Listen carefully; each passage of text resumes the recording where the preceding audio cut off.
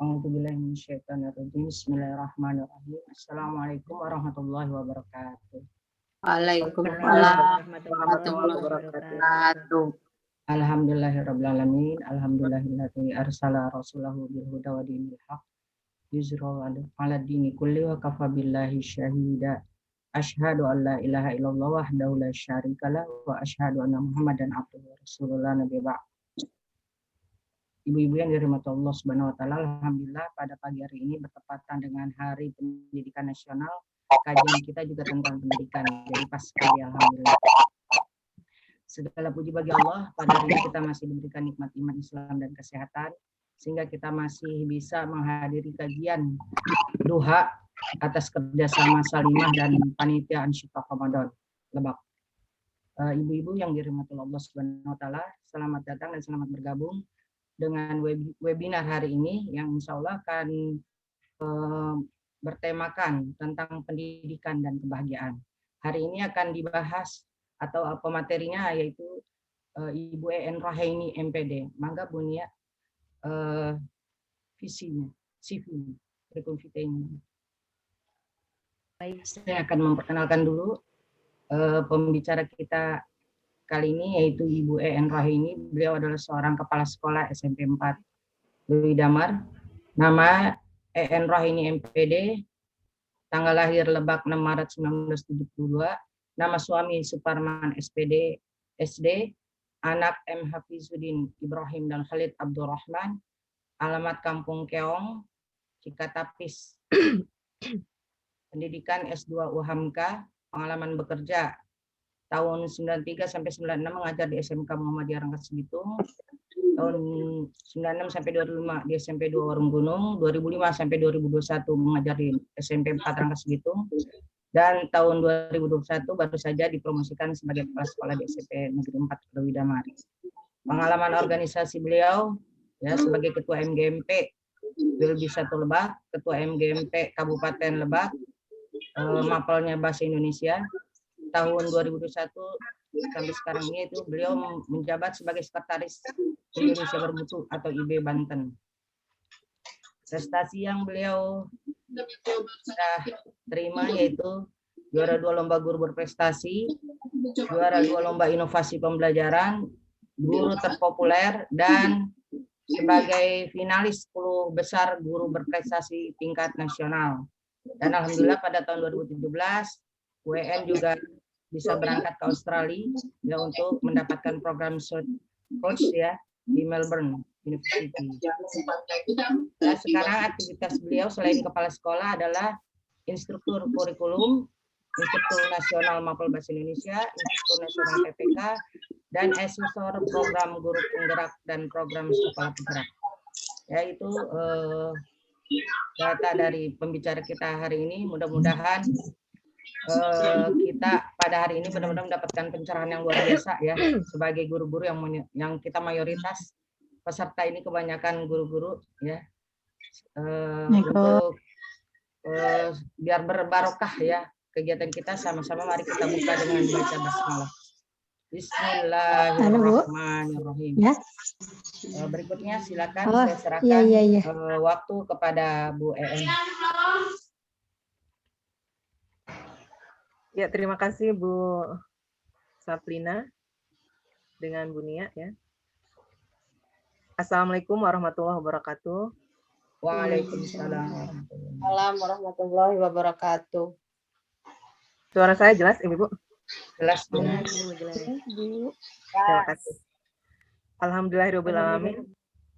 Segala puji bagi Allah yang telah melimpahkan nikmat sehat pada kita, nikmat iman Islam ya, sehingga kita bisa ketemu lagi di sini. Salawat serta salam semoga tercurah ke junjungan Nabi besar kita Nabi Muhammad SAW. Ibu-ibu solihah, mungkin saya bukan memberikan materi ya, hanya berbagi saja, sharing saja. Tema yang diambil juga tema yang sudah sangat populer, kemudian dekat dengan kita gitu ya. Walaupun ibu-ibu yang hadir di sini tidak semuanya sebagai guru, tapi insya Allah sebagai umi, sebagai ibu gitu, pasti menjadi guru ya, bahkan guru yang pertama Umi itu madrasatun ula, kata Rasulullah. Guru yang paling pertama buat anak-anak kita. Jadi ibu-ibu nanti silahkan kita banyakinnya dialog ya, berbagi pengalaman. Mudah-mudahan ini menjadikan forum yang akan bermakna untuk ke depan kehidupan kita, gitu ya. Sebelumnya saya ingin tahu dulu pendapat ibu-ibu nih.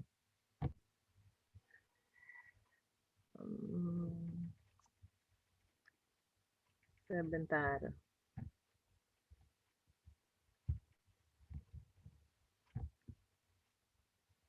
Saya coba share.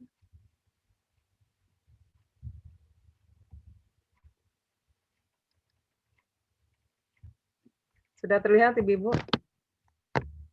Ya. Ya. Karena ini materinya materi yang sudah sangat dekat dengan kita, yaitu tentang pendidikan dan kebahagiaan ya. Saya ingin tahu pendapat ibu-ibu semua tentang pendidikan dan kebahagiaan.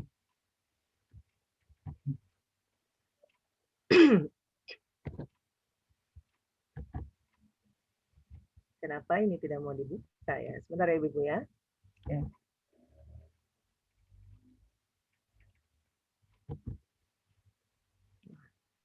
Mudah-mudahan bersahabat ini koneksinya.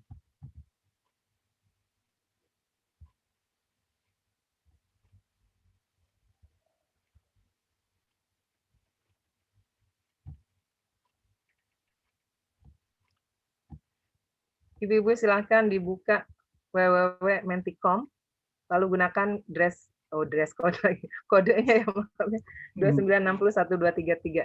Nah, coba kita lihat apa sih pendapat Ibu Solihah di sini ya, pendidikan itu apa gitu. Sepertinya ini kata-kata yang sudah sangat dekat dengan kita, melekat.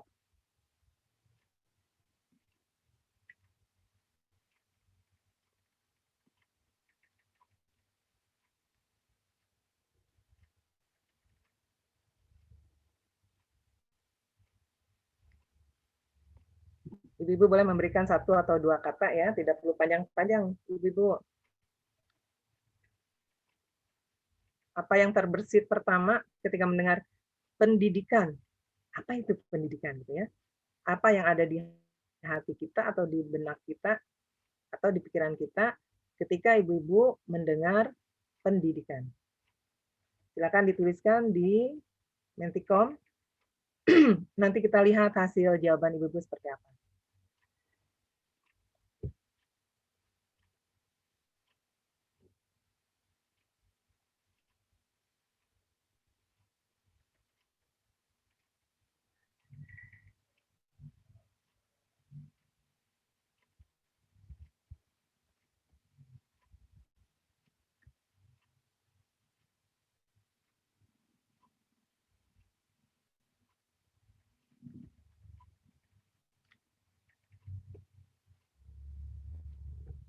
Belum ada yang muncul nih.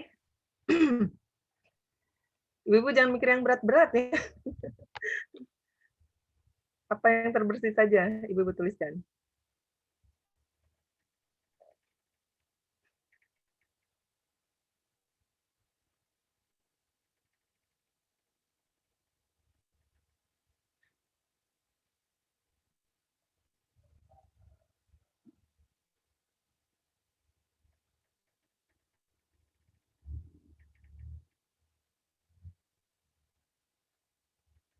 Boleh di chat nggak, Bu? Susah nulisnya, Bu. Kalau di chat nanti tidak akan muncul di sini. Jawabannya Gitu ya, tidak akan Bu, ya? muncul kalau di chat. Ini ya sudah ada Kalau- 1 juta masuk nih. Pendidikan itu katanya membuat siswa bahagia mungkin ini ya. Kalau Ayo, saya kayaknya. bilang pembelajaran dan kebudayaan, Bu. Cuma nulisnya susah banget ya, Bu, ya? Suaranya terdengar nih, tapi tulisannya tidak muncul. Iya, susah banget nih. Nggak biasa nulis Nah, di ini sini. juga ada yang menulis pendidikan itu karakter. Ini Teh Mimin maksudnya menulis PR atau gimana? Ini aku Pendidikan mau itu nulis. PR. Pengen nulis ini apa pendidikan itu Apa? pengetahuan dan kebudayaan. Cuma Keren ya. susah ya, nggak terbiasa. Mungkin Pengetahuan itunya dan Bu En kebudayaan ya. nggak bisa Heeh. masuk Gimana tuh, Bu? itunya. Susah banget Dimasukkan ya di sebentar. kolom ya. Di situ kan ada kolom jawaban ya, Ibu-ibu ya. Tinggal diketik di situ di kolom jawabannya. Sebentar. Ini dari tadi ngapus-ngapus mulu nih, Bu. Baru ada 2 jawaban Ibu-ibu, tapi ini jawabannya berat-berat ini. Ibu-ibu berarti berpikirnya luar biasa ini. Apa itu pendidikan Yang saya karakter gitu ya? belum jawaban Apa itu saya, Bu. pendidikan membuat siswa bahagia? Masya Allah. Kalau aku lisan nggak ke-save ya, Bu ya. Enggak muncul. Nah, ini ada lagi pembelajaran dan pengetahuan katanya ya. Pembelajaran dan pengetahuan. Ya, Udah ada yang mewakili, udah deh nggak apa-apa, Bu. mewakili ya. Iya, Yang iya. lain silakan, Ibu. Satu kata juga boleh ya. Ada yang ngisi di kolom chat Bu En. Kalau di kolom chat tidak muncul di sini, Bunia. Paling kalau yang di kolom chat Bunia boleh dibacakan ya, atau Bu Lina ya. Saya tidak bisa melihatnya karena lagi buka Mentikomnya ya.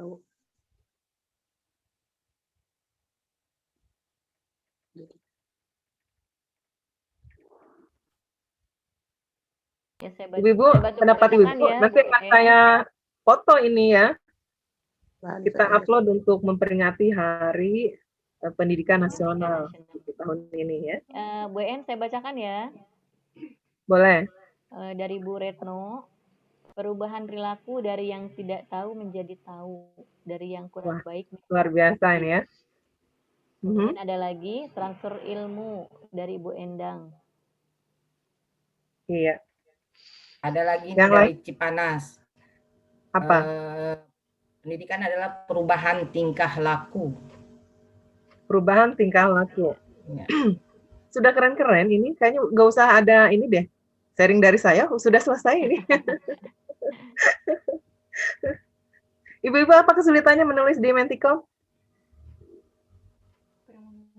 Nggak bisa biasa panjang Bu gitu kayak Bu En. En. Mesti Ya memang hanya tidak usah panjang-panjang. hanya Caranya intinya Karena saja. saya memilihnya yang jawaban pendek. Ibu-ibu cukup 1 atau 2 kata saja. Seperti yang Bu Retno misalnya, kata kuncinya itu berubah jadi bisa gitu-gitu aja. Iya. Ini dari Bu Ita ada juga lagi nih, Bu. ilmu dan adabnya. Nah, itu kan keren-keren ya. Ayo ibu-ibu masukkan ke Mentikom. Nanti kita share ini sebagai apa ya? Kita memperingati Hardiknas gitu ya. Dan nanti kan dibaca terus tuh sama kita. Jadi ingat gitu, oh iya pendidikan itu berkaitan dengan karakter. Pendidikan Ada itu lagi. kaitan dengan perubahan tingkah laku. Atau saya ubah biar bisa 2 atau 3 respon ya. Nanti bantu menuliskan yang lainnya ya. Sebentar saya ulang dulu. Karena ini nggak bisa langsung harus di-share ya. Bentar ya Ibu-ibu ya. Nanti bisa dituliskan.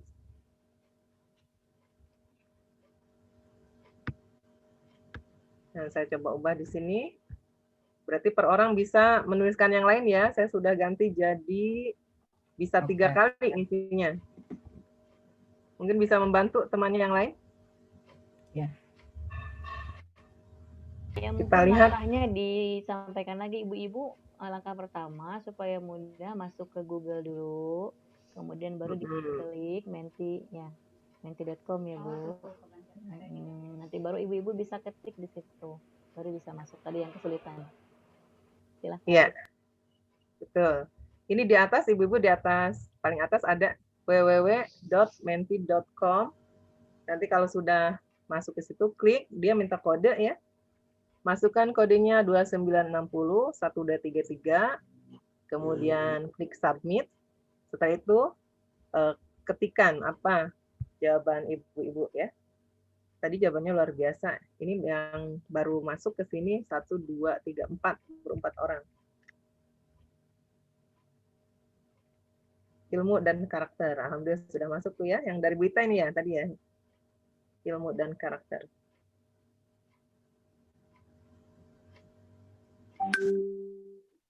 Ayo ibu-ibu yang lainnya.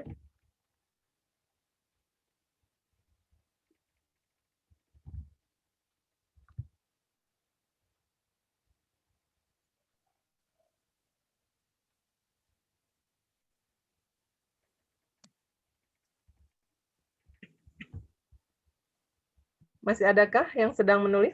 Halo?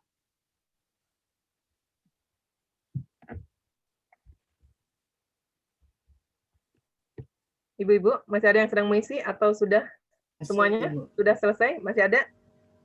Masih ada. Masih ada, baik. 3 menit lagi saja ya. Ya.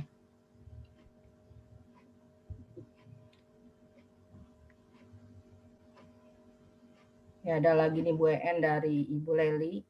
Pendidikan adalah peradaban. Peradaban. Ini keren ya. Peradaban manusia dalam mentransfer ilmu menjadi kepribadian yang lebih baik. Baik. Ada lagi dari Bu Rostiana. Pendidikan adalah pembentukan sikap dan adab. Iya.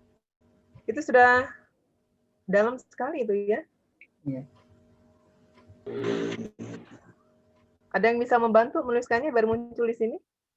Pendidikan adab tadi ya. Kemudian transfer ilmu. Kemudian yang ketiga apa tuh tadi Bu Lina?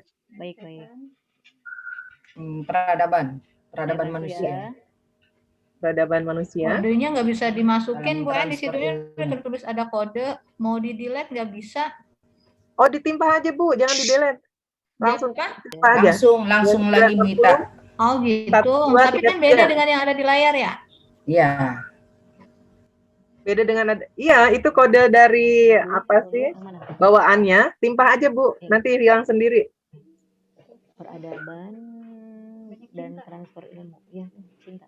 Transfer ilmu IHN. Ilmu. Itu kok transfer ilmu. Oh, 2 kata doang sih.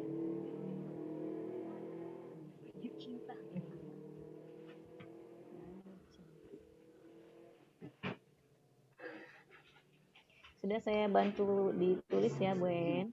Boleh? Sudah, tadi sudah dimasukkan. Masuk nggak tuh? Oh, belum masuk ya? Sudah saya bantu tadi. Saya punya 2 pertanyaan di Mentikom ya. Yang pertama, apa itu pendidikan, Ibu-ibu? Yang kedua, apa itu bahagia? Nanti rencana saya, ini akan saya share sebagai pendapat kita gitu ya, para perempuan, tentang pendidikan.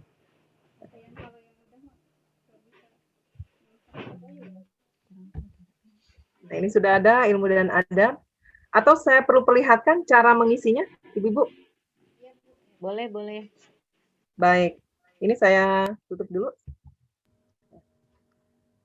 Sebentar saya copy dulu kodenya.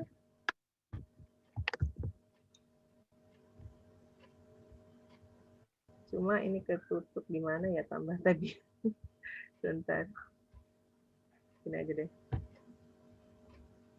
Ibu-ibu terlihat di layar, halo? Ya, terlihat. Ya, Ibu-ibu buka jendela atau buka Google, lalu Ibu ketik www atau kalau nggak mau, nah ini sudah muncul www.mentikom. Terlihat ya Ibu-ibu ya? Ya. Kemudian diklik. Setelah itu Mentimeter join a presentation. Klik di situ. Nah, ini kan ada kode bawaan dia. Timpa saja Ibu-ibu. Nah, langsung dipaste. Tadi kan sudah saya copy ya. Ya. Tinggal dikopas. Kalau misalnya tidak dikopas berarti Ibu tulis langsung gitu 2960 1233. Kemudian submit. Nah, setelah itu tinggal ditulis kata-katanya. Karena saya membuatnya menjadi 3 pilihan, boleh 3 kali, berarti Ibu bisa nulis 3 gitu ya. Kalau pas awal tadi 1. Misalnya saya punya pendapat pendidikan itu adalah proses. Misal ya. Kemudian yang kedua Interaksi. Ya. Interaksi misalnya, interaksi. Kemudian yang ketiga apa? Misalnya proses, interaksi, terus Teladan. teladan. Iya bisa ya. Teladan. Lalu submit. Nah sudah selesai Ibu-ibu.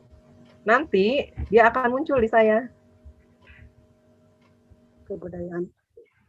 Ini ketutup. Nah, bismillah.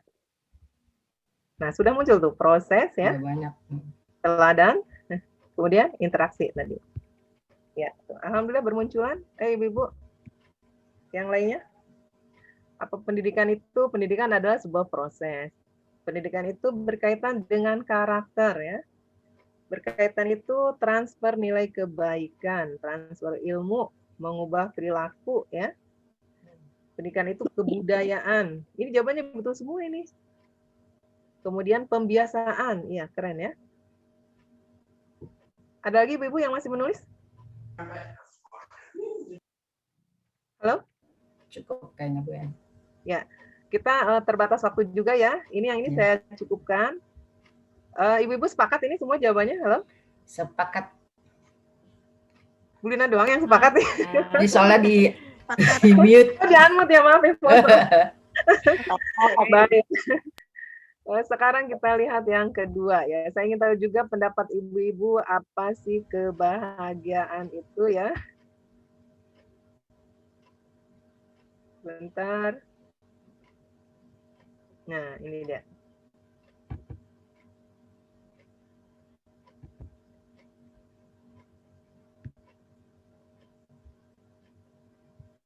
Tunggu.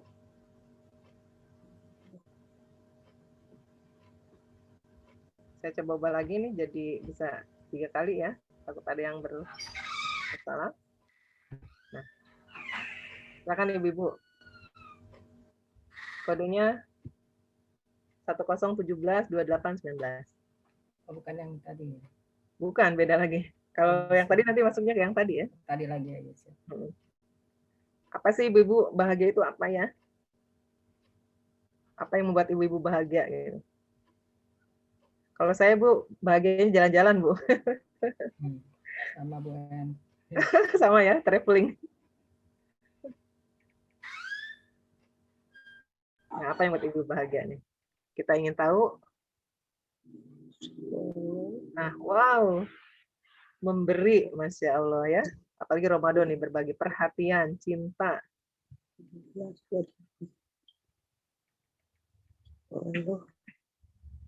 Kalau dapat cinta berarti bahagia gitu ya. Bisa memberi, bahagia. Dapat perhatian, bahagia. Alhamdulillah. Yang lainnya?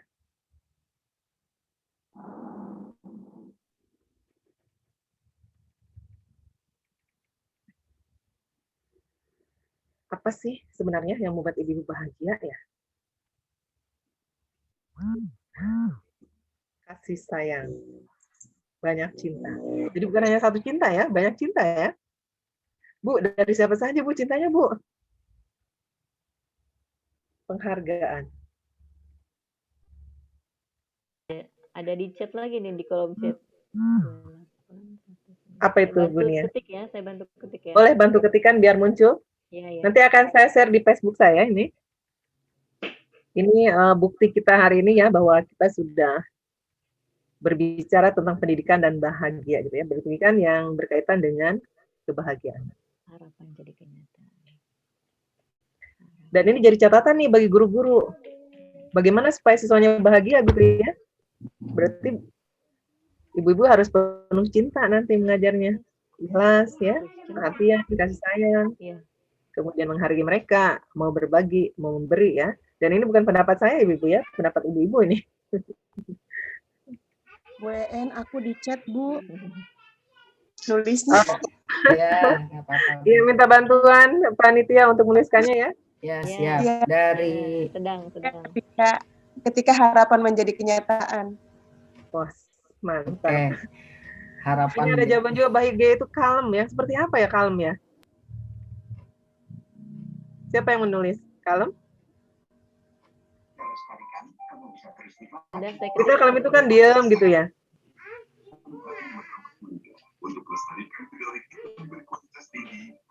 Plong.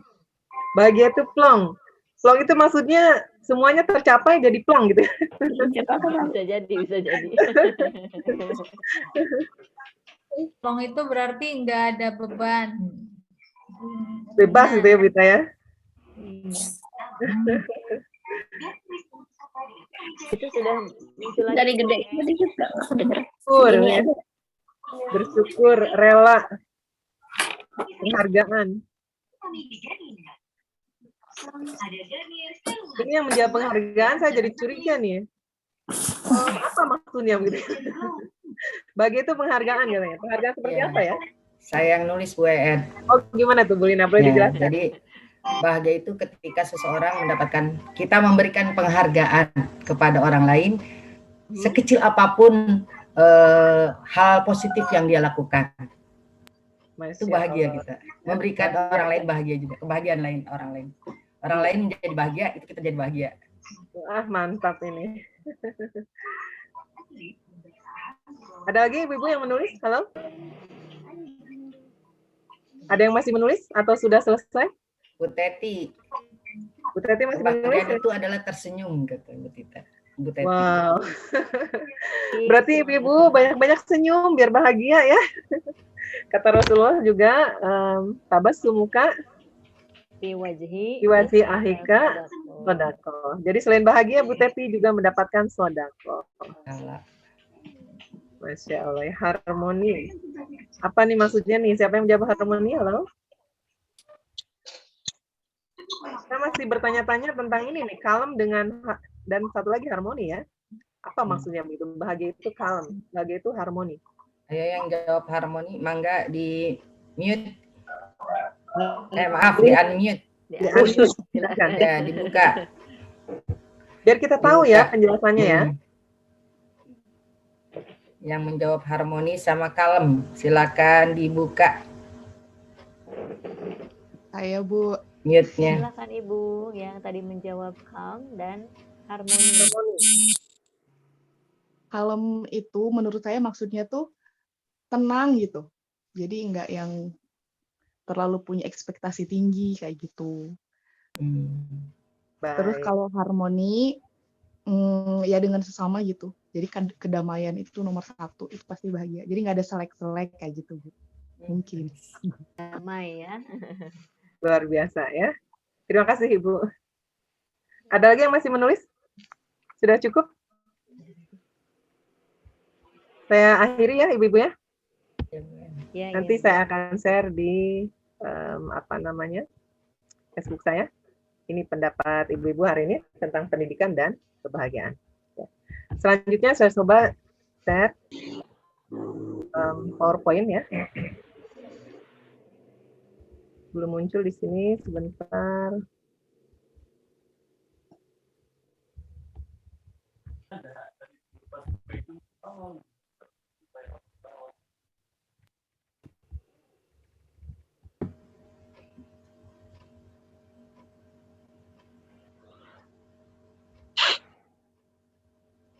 Ya, saya coba share ulang.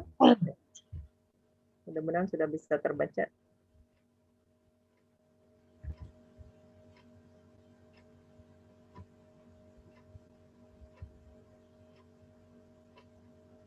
Bentar ya Ibu ya. Mudah-mudahan sinyal bersahabat ini. Nah ini, sudah muncul. Alhamdulillah. Mau dibantu oleh host Bu EN?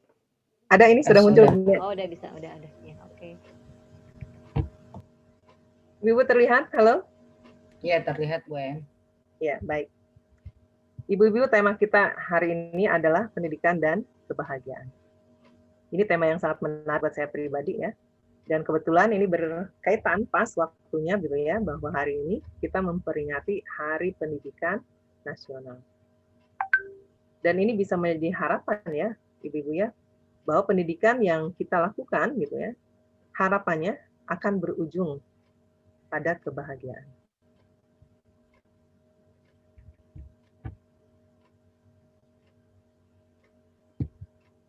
Selanjutnya,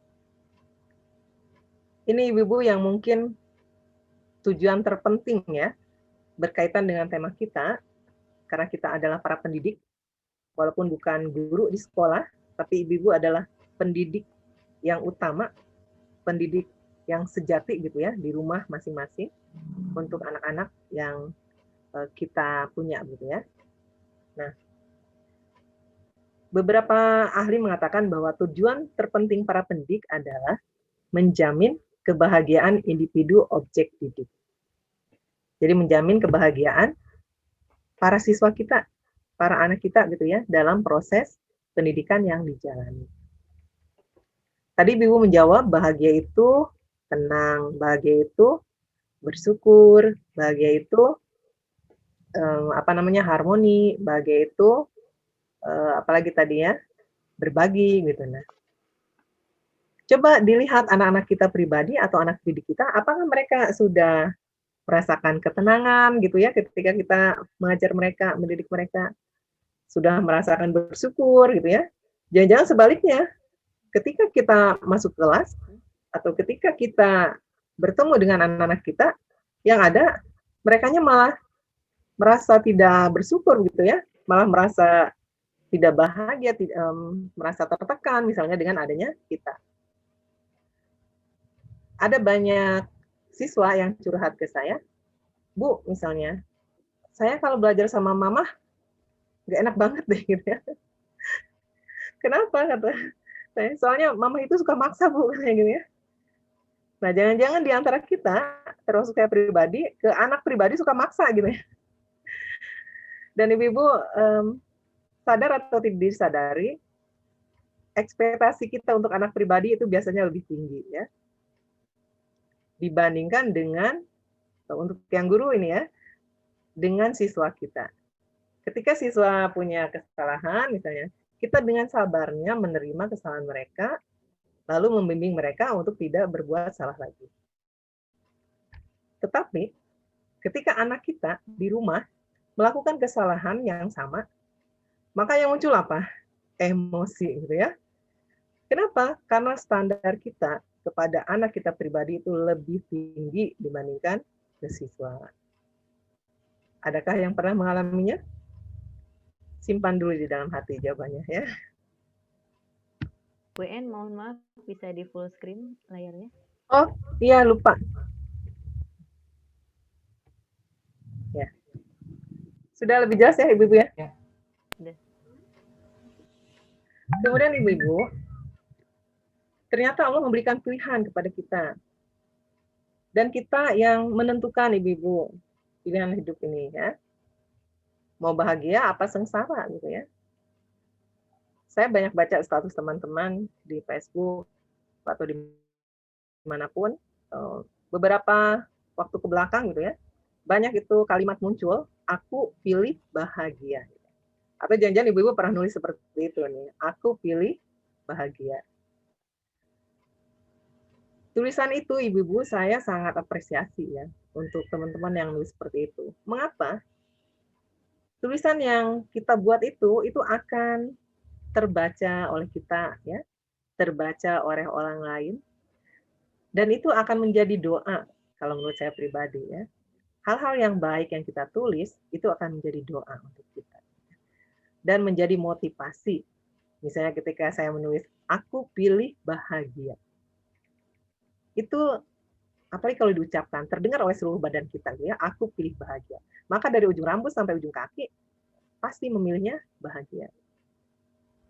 Tapi sebaliknya gitu ya, kalau kita milih sengsara, atau di pikiran kita yang terekam itu hanya kesusahan, kesengsaraan, kecemasan, apalagi ya, kegalauan gitu ya, gegana, maka itulah gitu yang akan muncul di dalam hidup kita. Jadi Ibu, silahkan dipilih ya, mau bahagia atau sengsara. Dan Allah itu tidak memaksa, kita yang memilih. Tentu saja, saya yakin ibu-ibu di sini semuanya pasti milih bahagia. Dan mari kita ucapkan itu, aku pilih bahagia dalam hidup ini ya, dan mudah-mudahan sampai ke akhirat nanti. Selanjutnya ibu-ibu, bahagia itu ternyata minimal harus ada dua. Pertama masalah duniawi dan kedua spiritual. Kalau kita lihat kondisi nyata di sekeliling kita atau bahkan mungkin di diri kita sendiri, orang sering mengukur bahagia itu dari yang pertama ibu-ibu, yang duniawi ya. Orang mengukur dia bahagia ketika banyak hartanya gitu ya. Rumahnya bagus, mobilnya mewah, tanahnya banyak, gajinya gede misalnya. Hal-hal yang duniawi. Bajunya bagus-bagus, perhiasannya banyak mungkin ya, dan seperti itulah ya. Siswa kita juga sama ibu-ibu.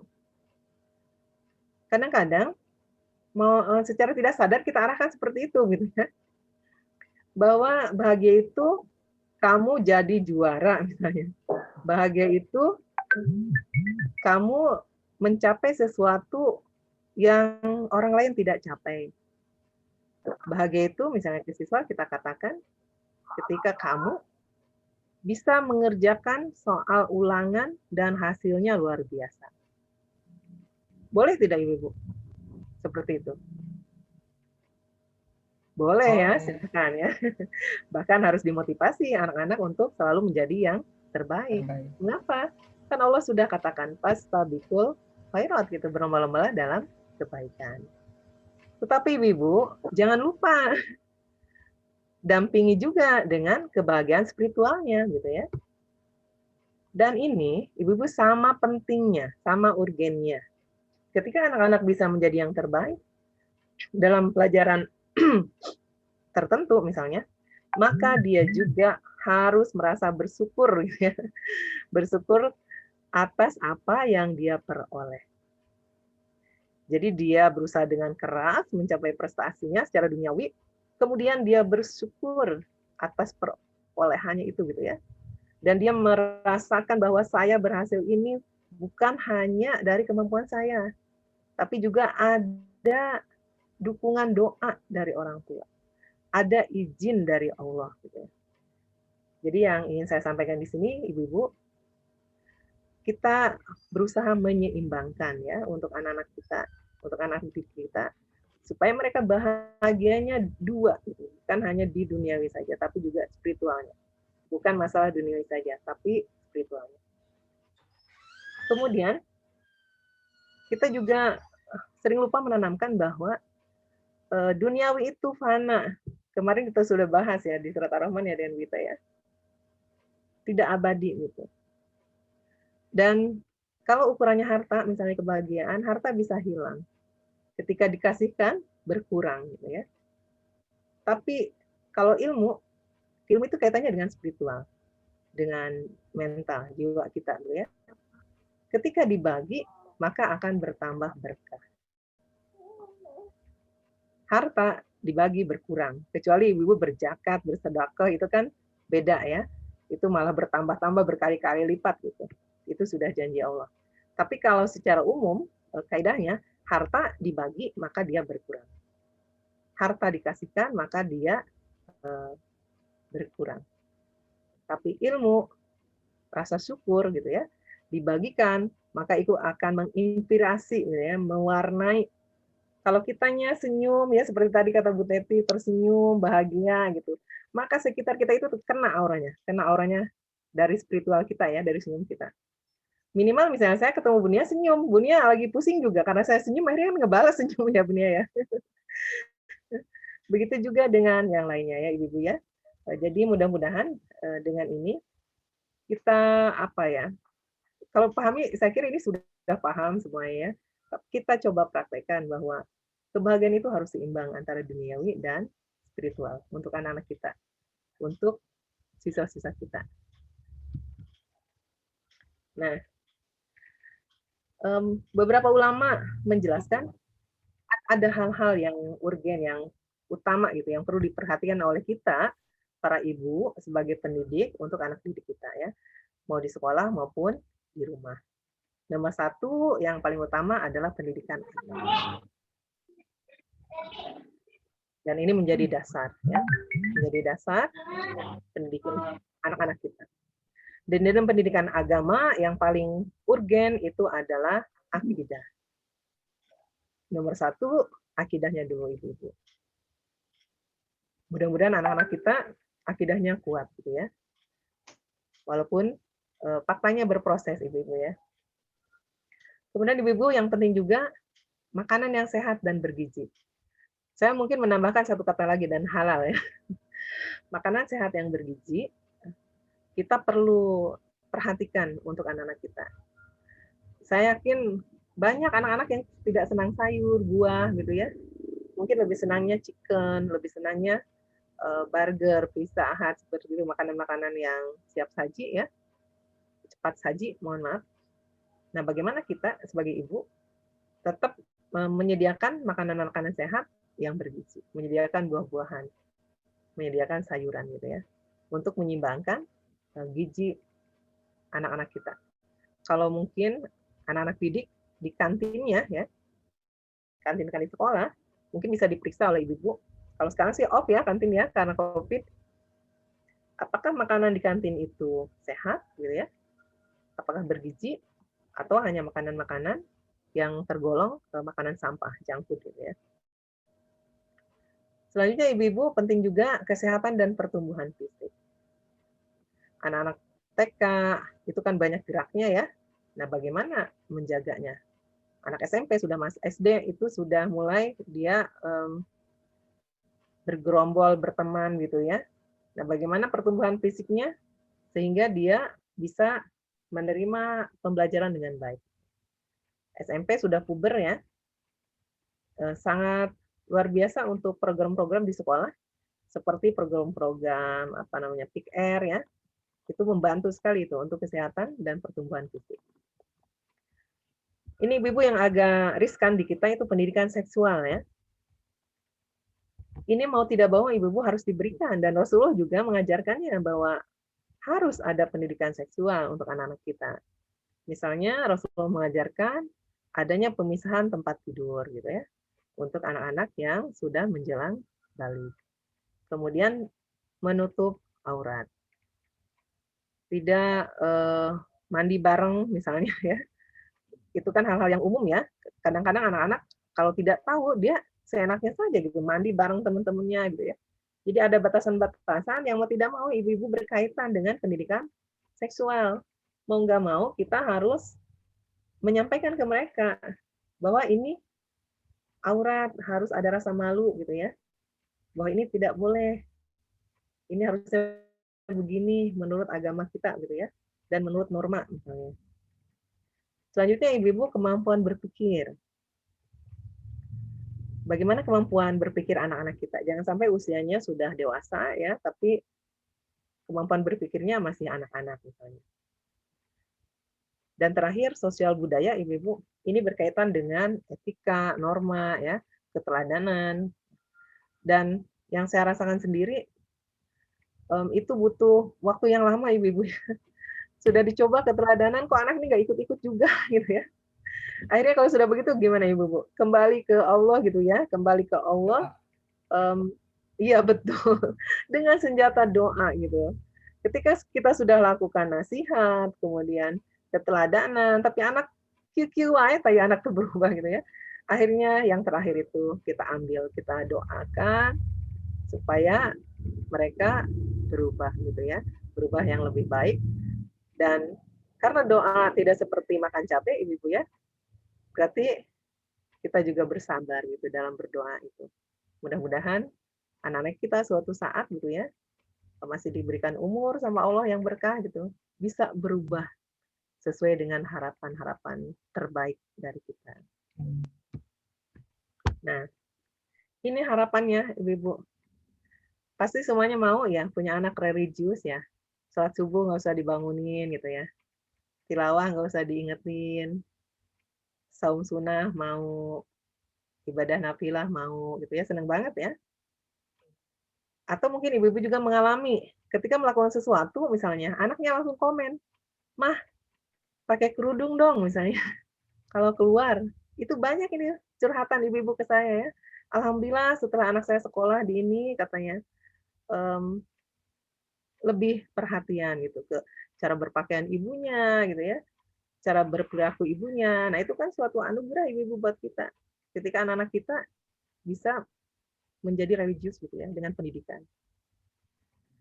Yang kedua, semuanya juga pasti ingin punya anak cerdas ya.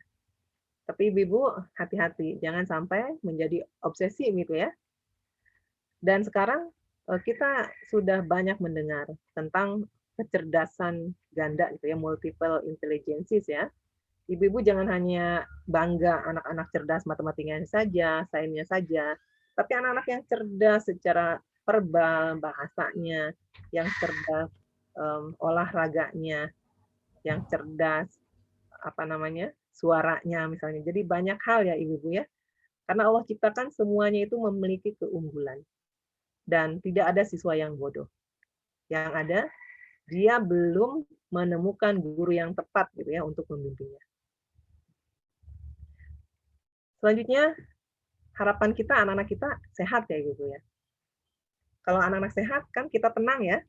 Tapi kalau anak sakit, ibu-ibu saya yakin pasti begadang ini nungguin anak-anaknya ya. Supaya cepat sehat gitu ya, mengatur makanan, memberikan obat. Jadi harapan kita semuanya pasti ingin anak-anak kita sehat, anak didik kita sehat. Selanjutnya, berakhlakul karimah.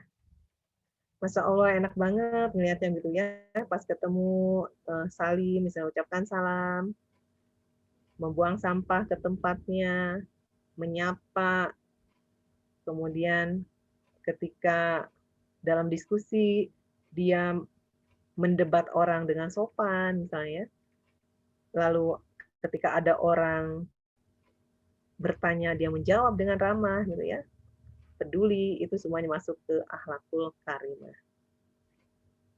Selanjutnya, etos kerja yang bagus. Anak-anak kita juga harapannya punya etos kerja Ibu. Dan ini butuh tadi ya, ada yang menjawab pendidikan itu adalah pembiasaan.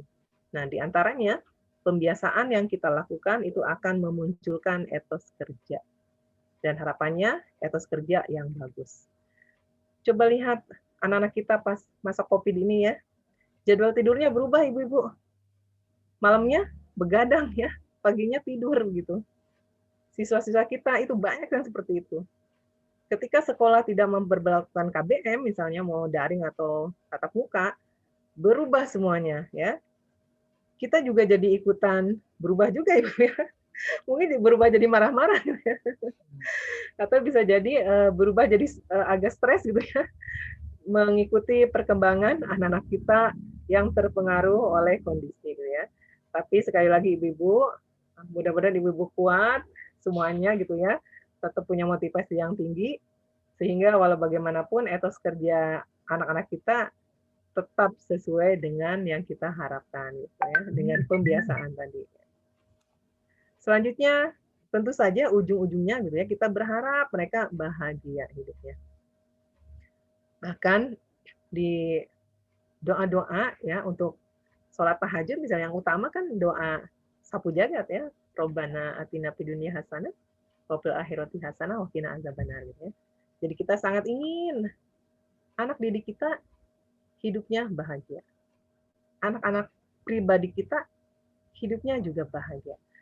Melihat mereka bahagia, hati kita sudah sangat bahagia gitu ya. Apalagi kalau semuanya merasakan kebahagiaan tersebut. Nah, ibu-ibu ini mungkin yang perlu diberikan tanda petik gitu ya. Harta kadang membuat gelisah ibu-ibu. Atau bisa jadi sering kali membuat gelisah ya. Harta banyak, gelisah. Bagaimana cara memeliharanya? Atau cara menambahnya ya. Lalu ada ketakutan, takut hilang gitu ya. Takut direbut orang dan sebagainya. Tapi ibu-ibu, ilmu itu menjadikan keimanan untuk ketentraman hati gitu ya. Ada yang takut ilmunya dicuri ibu-ibu? Tidak ada saya kira ya. Karena kenapa? Ilmu dibagi itu semakin berkah. Ilmu itu cahaya. Kalau dia diam saja, maka cahayanya tidak berguna gitu ya. Lama-lama nanti padam. Tapi kalau dia disebar, maka seluruhnya akan menjadi terang benderang. Mencahayai gitu ya.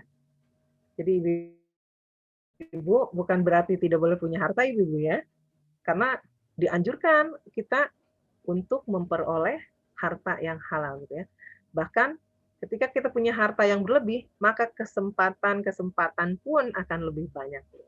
Hanya jangan sampai harta kita bertahta gitu ya dalam hati dan seluruh jiwa raga kita. Kata Sayyidina Ali, letakkan hartamu di tangan gitu ya, bukan di hatimu. Itu sudah populer saya kira. Nah, ini juga yang perlu ditanamkan ke anak-anak kita, ibu-ibu. Surat Al-Jaljalah ya, ayat 7 sampai 8. Barang siapa yang mengerjakan kebaikan seberat biji atom, maka dia akan melihat balasannya. Fama ya'mal misqala darotin khairoy yaro. Dan wama ya'mal misqala darotin saroy yaro. Begitu pula sebaliknya, gitu. Ketika dia melakukan kejahatan, maka dia akan melihat balasannya. Ini perlu ditanamkan kepada anak-anak didik kita, bahwa hidup ini ada balasan gitu yang Allah akan berikan. Kalau kamu berbuat baik, berarti Allah juga akan membalas dengan kebaikan. Sebaliknya, kalau anak-anak kita berbuat jahat, maka dia juga akan melihat balasannya. Dan di surat Ar-Rahman, nanti mungkin bahasan minggu berikutnya ya, hal jazau ihsan minal ihsan, bahwa balasan kebaikan itu adalah dengan kebaikan. Kemudian yang kedua, ibu-ibu, di surat Al-Jasiyah ayat 15, Allah berfirman, barang siapa mengerjakan amal soleh, maka itu adalah untuk dirinya sendiri. Dan barang siapa mengerjakan kejahatan, maka itu akan menimpa dirinya sendiri. Mungkin di sini menjadi motivasi buat kita ya, bahwa ketika kita mengerjakan kejahatan, itu akan menimpa diri kita gitu. Jadi ngapain berbuat jahat ya, nanti baliknya ke diri kita sendiri gitu ya. Naudzubillah min dzalik. Mendingan mengerjakan amal soleh dan kebaikan. Sehingga yang kembali ke kita semuanya adalah kebaikan-kebaikan gitu, kesenangan-kesenangan. Karena kita mengerjakannya kebaikan seperti itu. Ini Allah memberikan kunci, ibu-ibu, agar kita bahagia di surat Ar-Rod ayat 28 sampai 29. Artinya, yaitu orang-orang yang beriman dan hati mereka menjadi tentram dengan mengingat Allah. Ingatlah, hanya dengan mengingat Allah hati menjadi tentram. Jadi kunci yang pertama, ibu-ibu, mengingat Allah. Ketika masalah sudah menggunung, pekerjaan menumpuk, jadwal bentrok gitu ya, akhirnya kembalilah gitu ya, ingat Allah gitu, biar hati menjadi tentram. Larikan ke tilawah ibu-ibu, ketika sibuk gitu ya, ini gimana nih waktu, akhirnya kembalikan tilawah. Sudah tilawah saja gitu kalau saya seperti itu. Nanti lama-lama harapannya Allah membantu gitu ya, membantu dengan tilawah itu Allah membantu mengatur jadwal-jadwal, kesibukan-kesibukan yang bisa jadi berbenturan dan sebagainya gitu ya. Kemudian yang kedua, orang-orang yang beriman dan beramal soleh, bagi mereka kebahagiaan dan tempat kembali yang baik. Nah ini kunci yang kedua dan ketiga ya Ibu ya, beriman dan beramal soleh. Jadi satu, tadi Ibu mengingat Allah ya, kemudian beriman dan beramal soleh. Itu kunci agar bahagia yang Allah berikan di Quran surat Ar-Rod ayat 28 sampai 29. Dan ini kita sampaikan juga ibu-ibu kepada siapa? Kepada anak-anak kita gitu ya, kepada anak didik kita. Mengapa? Agar mereka juga bahagia gitu ya. Sehingga proses pendidikan yang kita lakukan itu ujungnya hidup mereka menjadi bahagia. Anak-anak kita menjadi cinta ilmu. Murid-murid kita jadi cinta ilmu ya. Sehingga kegiatan literasi itu akan berjalan dengan sendirinya ya. Saya punya pengalaman waktu awal-awal kegiatan literasi itu anak-anak agak susah disuruh membaca ya Ibu ya. Akhirnya saya coba sebelum jadwal saya, itu bukan hanya di awal jam pagi gitu ya. Pokoknya pas jadwal saya masuk, saya paksa. Jadi memang awalnya dipaksa Ibu ya. Anak-anak membaca 5 menit atau 10 menit. Bukunya karena memang di sekolah ada disediakan, saya bebaskan mereka memilih mau baca Al-Quran silakan, mau baca buku perpustakaan silakan gitu ya. Itu seminggu berjalan, pokoknya baca aja. Setiap pas belajar baca dulu gitu ya. Nah minggu berikutnya saya naikkan sedikit, Ibu. Saya minta anak-anak bercerita. Setelah baca itu, coba kamu ceritakan minimal satu kalimat yang paling menarik buat kamu gitu ya. Jadi anak boleh maju dan bercerita, Bu, saya tertarik dengan kalimat ini. Dan itu dipraktikkan, Ibu. Hasil. Dia pilih ya. Kalimat yang menarik. Minggu berikutnya, Ibu, dia bisa bercerita satu kalimat, dan bisa menjelaskannya ke teman-temannya. Dalam bentuk cerita tentu saja ya, dengan bahasa anak-anak gitu ya. Jadi mereka ketika membaca, mereka mencari ini apa yang paling menarik gitu ya. Lalu mereka bercerita ke temannya, saya tertarik dengan kata ini, misalnya di buku itu ada kalimat motivasi atau ada peristiwa yang membuat dia tertarik. Lalu dia ceritakan, kenapa saya tertarik? Bu, saya tertarik dengan kalimat di sini nih. Di sini dikatakan misalnya anak itu, si tokoh misalnya ya, tokoh cerita, dia melakukan perlawanan misalnya kepada temannya yang membulinya. Apa yang membuat kamu tertarik? Dia cerita, saya tertarik karena dia berani, Bu.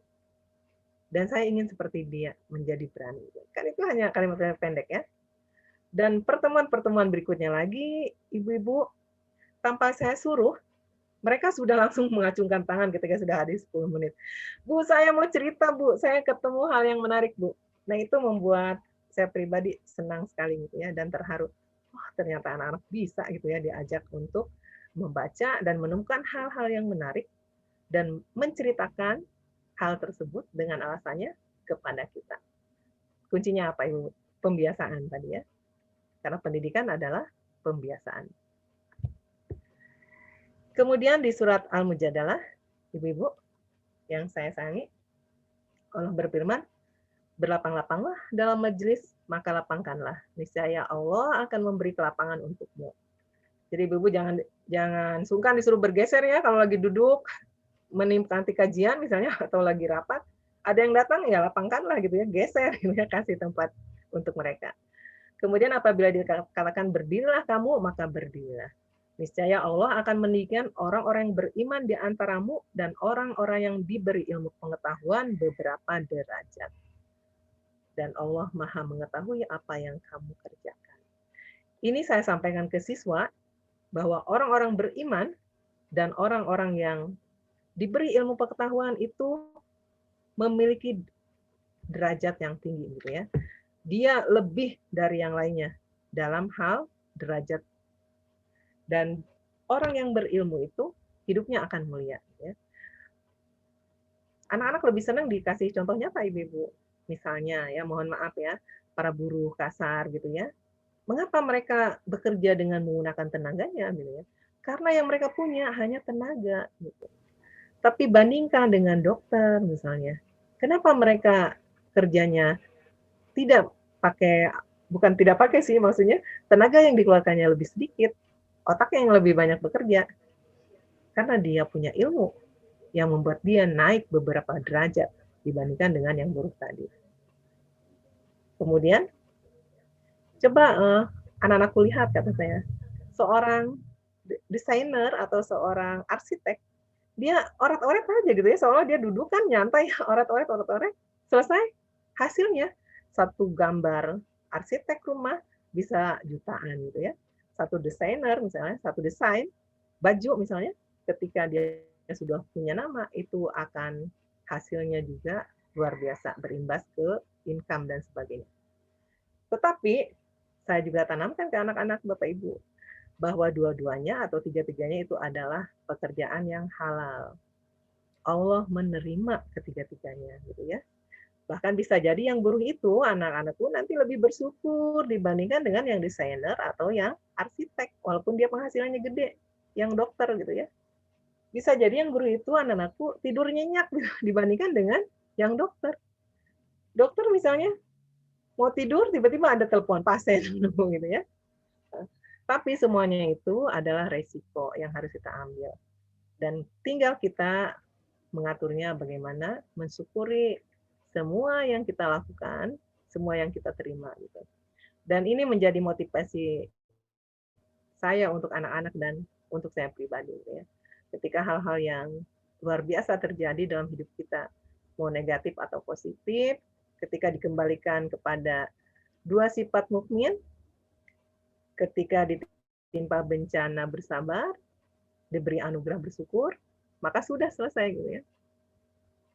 Tapi ini masih galau saja gimana ini? Nah, ibu-ibu kalau sudah begitu, ibu-ibu perlu teman. Perlu teman yang bisa diajak ke surga. Berkumpullah dengan orang-orang soleh, kata sebuah lagu gitu ya. Dan itu sangat saya rasakan manfaatnya. Ketika kita down, ketika kita merasa putus asa, cemas, pesimis, ya kita butuh teman yang saling mengingatkan. Nah, ibu-ibu, di akhir materi saya, bagi saya gitu ya, ternyata ibu-ibu sangat penting juga untuk kita mengenalkan akhlak baik dan akhlak buruk pada anak. Mengenal ini maksudnya bukan berarti mereka harus melakukan gitu ya untuk yang akhlak buruknya, tapi menjaga jangan sampai mereka melakukan akhlak buruk. Jadi kita ajakkan anak kita mengenal yang mana akhlak baik, yang mana akhlak buruk. Dan menegaskan juga bahwa kamu jangan sampai melakukan akhlak yang buruk ini agar hidupmu bahagia gitu ya. Nah, ini hanya sekedar contoh saja Ibu ya. Pasti Ibu lebih tahu contoh akhlak baik misalnya mengingat Allah ya. Kita ajak anak-anak kita seluruh waktunya ketika dia lupa ya mengingat Allah. Dan ketika kita mengajak orang lain, kita juga kan jadi ingat ya Ibu ya. Kemudian yang kedua tawakal. Ini saya lihat banyak yang hilang ya rasa tawakal di anak-anak kita, anak didik terutama. Kenapa? Semuanya serba instan sekarang ibu-ibu. Inginnya yang instan juga gitu ya. Padahal tawakal itu suatu kekuatan mental ibu-ibu. Kata Allah ketika kamu bertawakal, berajam, maka itu akan menguatkan mental gitu. Dan tentu saja tawakal itu kepada Allah gitu ya, usaha tapi hasilnya diserahkan ke Allah. Selanjutnya merasa ridho ibu-ibu. Ridho dengan apa yang Allah ridhoi. Jadi ketika anak-anak kita melakukan, coba tanyakan ke hati kamu, kira-kira kalau saya melakukan ini, Allah ridho enggak? Gitu. Jadi bukan ridho diri sendiri ya ibu ya, tapi Allah ridho enggak? Bu, saya mau gini nih. Allah ridho enggak? Nah, mudah-mudahan itu jadi lama-lama terekam gitu di otaknya bahwa ketika akan melakukan sesuatu, dia juga langsung nanya ke dirinya, ini kalau saya gini, Allah ridho enggak gitu ya. Kan ikhlas. Ini ikhlas ini mudah diucapkan, sulit dipraktikkan ya. Ketika kita masih menyebut-nyebut perbuatan baik, itu berkurang keikhlasan kita ya. Tapi ada hal lain juga bahwa Allah menyenangi ketika kita menceritakan hal-hal yang baik gitu ya, yang diterima oleh kita bukan bermaksud untuk tidak ikhlas atau sombong, tapi bermaksud untuk memberikan semangat ya, memberikan motivasi untuk yang lain. Selanjutnya optimis, ibu-ibu sabar ya. Kemudian ini juga tanda kutip nih, sifat tidak butuh kepada selain Allah. Kita sering lupa ini ibu-ibu, sifat tidak butuh kepada selain Allah. Ketika kita mentok gitu ya, aduh ini gimana sih kalau orang ini nggak setuju misalnya, kalau ini nggak ngizinin kayaknya nggak bisa deh ya. Jadi seolah-olah dia yang menentukan gitu. Padahal semuanya kembali ke Allah ya, biiznillah ya. Ketika Allah mengizinkan sesulit apapun insya Allah bisa. Tapi ketika Allah tidak mengizinkan, semudah apapun tidak akan bisa. Dan itu konsep yang sederhana tapi agak susah untuk dipraktekkan ya. Selanjutnya ibu-ibu berani, teguh, ulet, tegas, dan amanah. Dan yang lain-lain ibu-ibu bisa menambahkan sendiri. Ada Bapak juga Bu En. Oh ada Bapak, maaf. Saya tidak melihat ya, mohon maaf ya karena Pak ini. Mahyar selalu setia dari pertama kajian ya Pak. Terima Oh ya. Pak Mahyar. Baik.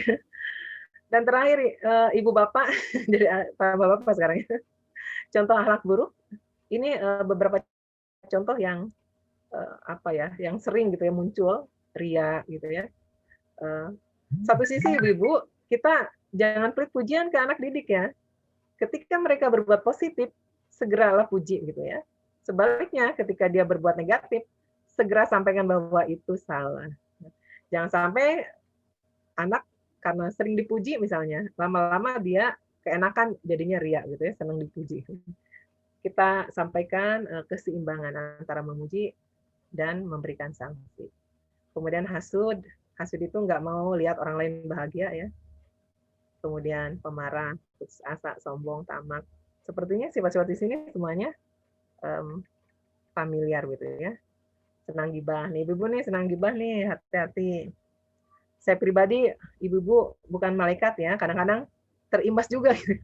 Pas ngobrol, ini mengarah ke gimana itu katanya. Sudahlah, keluar dari situ, tinggalkan gitu. Jangan diterusin, nanti keenakan ya. Dan terakhir ibu-ibu tergesa-gesa. Kita sering kali melakukan ini, tergesa-gesa, ingin cepat ada hasilnya. Tergesa-gesa dalam suatu program misalnya. Tergesa-gesa melakukan sesuatu. Apalagi pagi-pagi ibu-ibu ya, kalau kesiangan sudah pasti tergesa-gesa. Padahal kata Allah tergesa-gesa adalah sifatnya setan. Demikian ibu-ibu, saya berbagi saja. Dan mudah-mudahan harapan ya, kita bisa melakukan pendidikan yang berujung kebahagiaan. Jadi bukan lagi siswa terpaksa untuk belajar atau anak terpaksa untuk belajar, tapi dia suka, sangat senang ya, merasakan kebutuhan. Kalau nggak belajar, rasanya hidupnya kosong. Gitu. Kalau tidak ada proses pendidikan, sepertinya hidupnya hampa. Tinggal kita sebagai orang tua, sebagai guru, menanamkan kepada mereka, apalagi Rasulullah mengajarkan kan pendidikan itu, belajar itu wajib dari buayan sampai liang lahat. Tidak ada kata berhenti belajar. Bahkan untuk guru, kesini-sini kan ada pameo.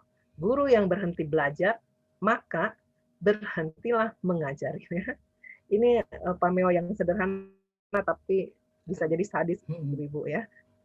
Dan kalau tersinggung, alhamdulillah gitu untuk guru-guru. Supaya apa? Supaya terus belajar. Saya juga sama, insya Allah akan terus belajar. Karena ilmu kita hanya seujung kuku, tidak ada artinya ya. Bagaikan setetes air di lautan. Itu mungkin yang bisa saya bagi pagi ini. Saya kembalikan ke Bu Lina. Terima kasih atas perhatian semuanya, Bapak Ibu.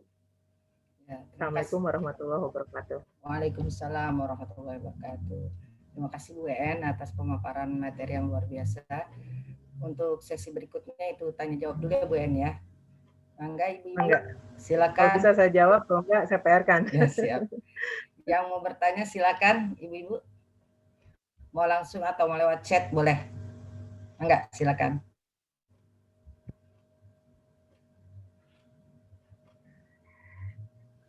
Ibu, saya mau tanya ya.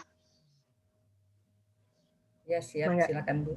Bismillahirrahmanirrahim. Assalamualaikum warahmatullahi wabarakatuh. Waalaikumsalam warahmatullahi wabarakatuh. Pertanyaannya, mungkin tadi kan menjelaskannya tentang mendidiknya ya Bu. Tapi pertanyaan saya, mungkin agak jauh sih dari apa yang dipaparkan sama Ibu, tapi masih ada kaitannya dengan pendidikan. Bagaimana? Apakah ada pengaruhnya pendidikan tinggi dengan perempuan yang belum menikah gitu? Maksudnya tuh, karena kalau misalnya di kita tuh biasanya kan orang-orang bilang nanti aja S3-nya kalau udah nikah kayak gitu, nantinya gini. Apakah memang ada pengaruhnya ke sana atau sebetulnya misalnya dalam agama ya sok aja gitu, silahkan aja gitu. Makasih Bu. Assalamualaikum. Waalaikumsalam warahmatullahi wabarakatuh. Langsung aja Bu En. Ini kayaknya Bu Lina ada yang harus menjawab nih. Pertanyaan dari Bu En ya. Apakah pengaruh pendidikan tinggi, ada pengaruhnya pendidikan tinggi dengan pernikahan? Baik. Kalau saya pribadi berpendapat tidak ada pengaruhnya ya. Nikah ya nikah saja begitu. Kenapa? Karena Anda sudah nikah juga bisa sambil kuliah. Jadi dua-duanya tercapai. Pernikahannya dijalankan, kuliahnya dijalankan. Tapi memang ada orang tua yang berpendapat bahwa ketika anak sudah menikah, kuliahnya akan terganggu. Ya Ibu-ibu ya. Jadi kembali ke diri Ibu sendiri, kalau ini misalnya kasus nyata, tinggal meyakinkan orang tua bahwa saya walaupun kuliah, insya Allah pernikahan saya akan baik-baik saja. Dan ibu-ibu yang hadir di sini juga banyak yang kuliah setelah menikah, bahkan sudah punya anak, sudah gede-gede anaknya ya. Berbenturan antara waktu kerja dengan waktu kuliah. Berbenturan antara tugas kuliah dengan tugas di sekolah atau tugas di yang lainnya gitu ya. Nah, di situ Allah mengajarkan bagaimana caranya kita memanage, kuliahnya jalan, tugasnya dilaksanakan, pernikahan tetap aman. Kalau pengalaman saya pribadi, ibu-ibu, suami itu adalah tim sukses. Tim sukses untuk saya, sangat membantu ya, sangat mendukung. Ibu-ibu bayangkan, saya pernah alami Senin sampai Jumat, itu kan tugas ngajar di sekolah bahkan sampai Sabtu ya. Tetapi Jumat Sabtu juga harus kuliah 2 hari itu gitu, walaupun siang. Jadi Jumat itu pagi ke sekolah dulu, agak siangan berangkat ke kampus. Nah, Sabtunya kebetulan jadwal kosong. Lalu ketika ada tugas, itu kan besoknya harus berangkat lagi gitu ya. Maka suamilah yang berperan gitu ya. Misalnya, ini misalnya contoh praktis saja, saya yang mengerti tugasnya, kirim, Bi, minta tolong di-print. Nah, pas pulang ke rumah kan sudah malam ya. Jadi kalau bahasa orang sini boro-boro hayang nge-print gitu. Yang ada pengen istirahat, belum sholat dan sebagainya gitu ya. Nah, akhirnya apa? Besok pagi subuhnya sudah berangkat lagi, printannya sudah jadi. Kan enak banget ya. Dan suami membantu, mendukung. Jadi kalau misalnya diajak ngobrol, calon suami ya kalau sudah hitbah, calon mertua juga, kan itu akan berkaitan ibu-ibu. Karena nikah itu kan bukan hanya dengan pasangan ya, tapi juga bagaimana menyeimbangkan dengan keluarganya. Jadi jawaban saya seperti itu, mungkin Ibu Lina bisa nambahin. Atau sudah cukup jelas. Tapi kalau hubungan dengan keilmuan, tidak ada hubungannya antara menikah dengan kuliah. Ya. Insya Allah cukup jelas ya Bu Nurul ya. Ada lagi pertanyaannya Ibu-ibu? Silakan. Bando mau bertanya? Di kolom chat Dari- Lina ada dari Chat. Dani, Oke. dari Bu Ndo dengan Ibu dan dengan dari Pak Dani. Ya, dari Bu Ndo saya bacakan ya Bu En ya. boleh. Yang pertama, mohon tips belajar bagi orang tua yang pelupa Bu En. Aduh, sama ini dengan saya, Bundo. Bulan Ramadan ini kan ada program hafalan surat Ar-Rahman ya. Kita dari sisi usia memang lebih secara teori susah menghafal, gampang lupa gitu. Jadi itu mau tidak mau memang berpengaruh ya. Kalau tipsnya saya ya akhirnya mengulang-ulang terus gitu. Mau hafal mau enggak saya ulang aja terus gitu ya Bunda. Ini pribadi ya Bunda ya. Dan mendengar juga gitu. Jadi saya lakukan mendengar, jadi saya rekam, kemudian saya baca juga gitu ya, saya lihat hurufnya, jadi 3 macam tuh, melihat hurufnya, huruf Al-Qur'annya, kemudian baca juga sampai keluar suara saya, dan sambil mendengar juga rekaman saya. Jadi 3 saya lakukan, dan ketika capek misalnya, disetelin aja rekamannya gitu ya, sambil tidur-tiduran gitu. Itu alhamdulillah ada hasilnya untuk saya pribadi gitu ya, mudah-mudahan bisa jadi inspirasi.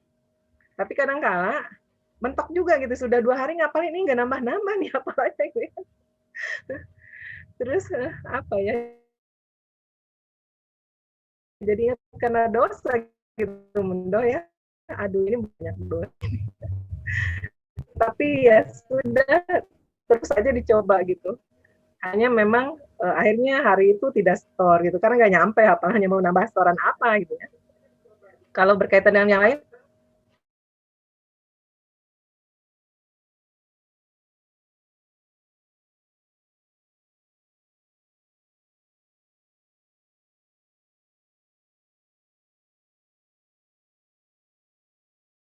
apa kira-kira yang dapat nih?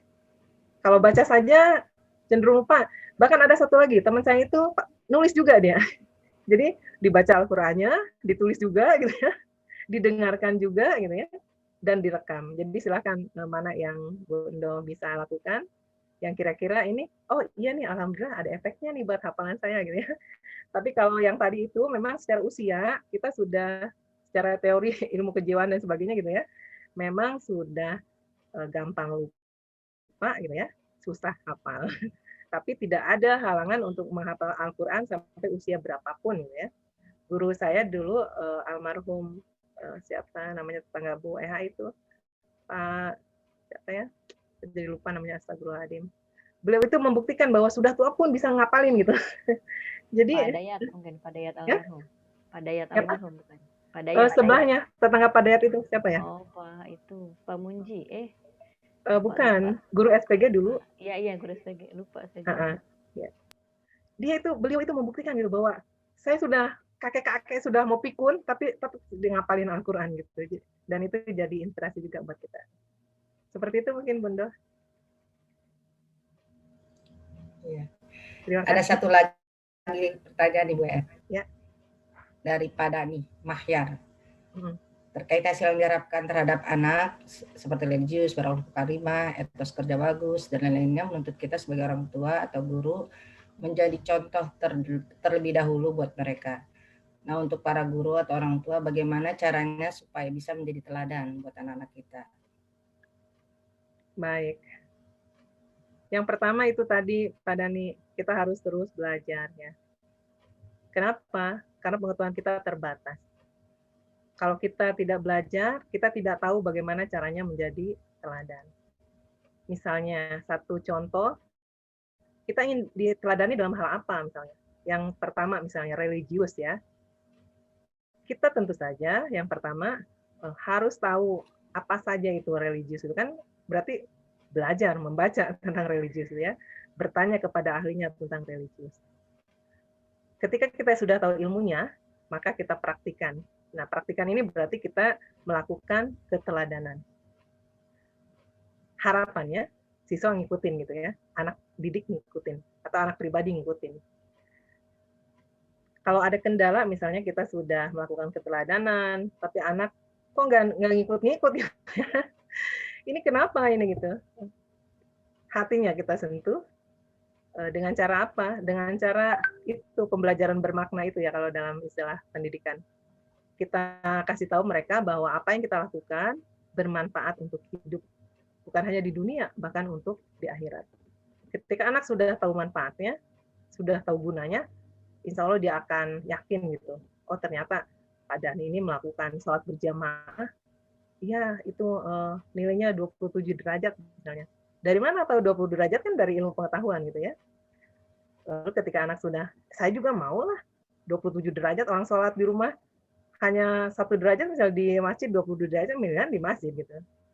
Mungkin seperti itu. Jadi yang jelas harus tahu ilmunya dulu. Jangan sampai apa yang kita lakukan, kita teladankan, ternyata salah gitu ya.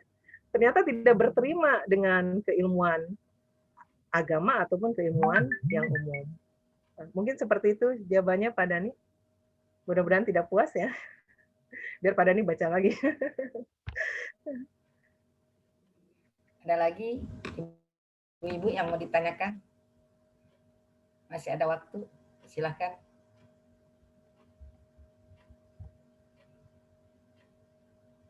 WN saya nanya nggak apa-apa nih ceritanya moderator. MC-nya jadi nanya ini. Penasaran. Boleh Bu Lina, enggak? WN, kalau saya baca sejarah ya, kita mengalami masa keemasan pada masa Bani Abbasiyah itu luar biasa di bidang perkembangan ilmu pengetahuan. Bangsa Eropa dulu masih masa kegelapan, kita udah meroket jauh di atas mereka. Ternyata kuncinya cinta, bahkan saya bilang gila sekali terhadap ilmu pengetahuan umat Islam pada saat itu, ya. Jadi apa nih rahasianya seperti itu, ya? Kita melihat keadaan anak-anak kita sekarang justru berbanding jauh sekali ya Bu ya. Buat baca aja tadi kita paksakan dulu awal, iya seperti itu. Jadi bagaimana ini kita Bu ya? Buat tips kita nih biar anak-anak kembali cinta terhadap ilmu. Terhadap ilmu gitu ya. Saya sudah menyiapkan sebetulnya tayangannya, kalau ada ibu-ibu yang nanya mau saya tayangkan gitu ya. Pas jadi itu luar biasa gitu. Tentang kejayaan di bidang pendidikan pada masa Khalifah Harun Ar-Rasyid ya, Bu Lina ya. Dan ilmuwan-ilmuwan berkembang di situ, Ibnu Sina, terus Al-Farabi gitu ya, pada zaman Khalifahan Harun Ar-Rasyid. Bahkan kalau dari segi kemakmuran, zakat fitrah saja diekspor ya. Kenapa? Karena di negaranya sudah tidak ada mustahik itu penerima zakat itu. Masya Allah ya. Itu dari sejarah yang Bu Lina kasih ke saya dan saya baca. Saya kira mereka yang sangat yang menjadi pondasi banget itu mereka meneladani Rasulullah ya. Mereka mengkaji hadis dan Al-Qur'an. Karena di hadis di Al-Qur'an itu banyak sekali keutamaan-keutamaan orang yang belajar dan orang yang berilmu. Jadi semangatnya saya kira para ulama-ulama itu yang membuat Islam bercahaya, tapi sekarang ketutup mungkin ya karena kita kalah oleh media, kemudian oleh kondisi yang memang diciptakan oleh orang-orang luar, sehingga redup gitu ya. Saya pikir seperti itu. Mereka bersumbernya ke Al-Quran dan hadis. Gitu ya. Dan itu dijadikan semangat bahwa Rasulullah itu mengajarkan umatnya untuk cinta belajar. Bahkan surat yang pertama pun gitu ya, yang Allah turunkan, itu adalah Al-Alaq dan bunyinya Iqra gitu ya, baca. Dan ini saya kira menjadi motivasi para sahabat, para ulama untuk terus membaca. Bukan hanya membaca letterlek huruf gitu ya, tapi membaca alam gitu, membaca kondisi sehingga muncullah ilmuwan-ilmuwan pada masanya dengan penemuan baru. Kalau saya melihatnya seperti itu, Bu Linda. Dan mudah-mudahan yang hadir di sini semuanya, selain dari sisi tugas gitu ya, kalau memang yang tugasnya guru, kita kembalikan ruhnya gitu, kembalikan ruhnya, semangat kita gitu, kembalikan ke dasarnya bahwa yang kita lakukan ini adalah mengikuti sunatullah, gitu, mengikuti hukum Allah dan mengikuti Rasulullah. Bahwa kita melakukan belajar dan membelajarkan ini adalah mengikuti keteladanan Rasulullah. Bahwa kita ingin menjadi teladan buat orang lain karena Allah menyuruh kita untuk fastabiqul khairat dan menyuruh kita untuk beramal soleh gitu ya kepada yang lainnya. Itu mungkin Bu Linda. Ada lagi Ibu-ibu? Maaf moderator nanya. Sepertinya Ibu sudah sudah mau aktivitas yang lain mungkin ini pada terdiam. WN Ya, nyimak Bu. ya Teh Mimin ya. Nyimak Bu. Menyimak baik. Mudah-mudahan tidak tertidur ini mendengar suara saya dan suara MC. Senang Bu dengernya Bu. Ilmunya manfaat insya Allah. Amin ya Rob, ilmu dari Allah.